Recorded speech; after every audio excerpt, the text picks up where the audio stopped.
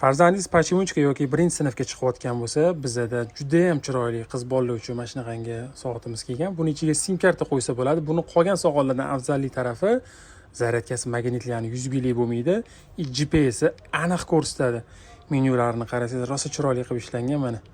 Ekranlari ham plavniy ishlaydi. Bunda video vizib bor, nabirning viziblar mana bemalol telefon qilsa bo'ladi. Xullas, ichida chati bor mana, bemalol ko'rsangiz bo'ladi. Video vizibga mana qo'shgan, kamerasi bor, rasmga oladi. Olgan rasmlari tushadigan joyi bor. Turingizga qo'shib qo'ysa bo'ladi, ob-havoni ko'rsa bo'ladi, SMS yozsa bo'ladi. Nastroyka mana telefonga ulab bemalol foydalansa bo'ladi. Mana 4G ishlaydi. Batareyka amperi 800 ekan mana.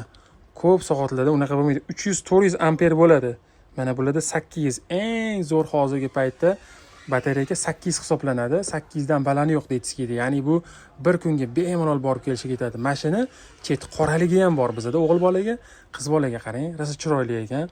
Qizingizga olib bersa, rosa xursand bo'ladi maktabga. Bemalol do'konimizdan kelib olsanglar bo'ladi yoki O'zbekiston bo'ylab BTS orqali dastavka ham qilib beramiz.